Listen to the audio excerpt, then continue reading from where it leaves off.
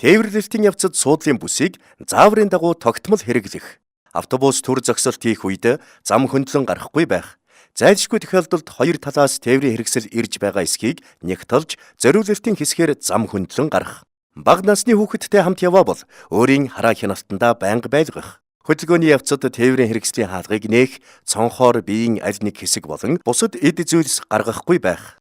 Хөдөлгөөн ихэсний дараа суудлаасаа босохгүй байх, тээврийн хэрэгсэл гүйцэд зогсоогүй үед буух, суух үйлдэл хийхгүй байх. Жолооч замын хөдөлгөөний аюулгүй байдлыг хангаж хөдөлгөөнд оролцоогүй тохиолдолд жолоочид шаардлага тавих. Шаардлагыг хүлээн аваагүй тохиолдолд санал хүсэлт гомдлоо 70 тэг 7 тэг 12 дугаарын утсаар холбогдох.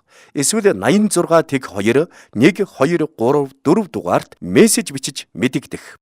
Хориотой, хүрээлэн буй орчинд аюултай эд зүйлс, амьтан, ургамал, түүний гаралтай түүхийн эд бүтээгдэхүүнийг тээвэрлэхгүй байх. Тамхи, арх, согтууруулах хундаа хэрэглэхгүй байх. Хэрүүл маргаан үүсгэж, бусад зорчигчдын амгалан тайван байдлыг алдагдуулахгүй байх. Аяллаа явцад автобусны цонхоор хог хаягдал, гал түмээр гаргаж болзошгүй эд зүйл хаяхгүй байж, хүрээлэн буй орчин бохирдох, сүйтгэх явдал гарахаас сэргийлэх. Бусдын гээсэн эд зүйлсийг автобусны жолоочид үлдээх замаар эзэнд нь өгөх. Өөрийн гар тэшийг бусдын эрүүл мэнд, эд хөрөнгөнд хохирол учруулахааргүй зориулалтын газарт байршуулах.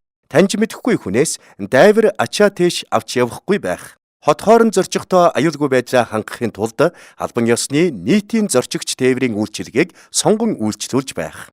Алтан шар замтай нь үл зүйтэй байх болтугай. Тээврийн прокурорын газар, авто тээврийн үндэсний төв.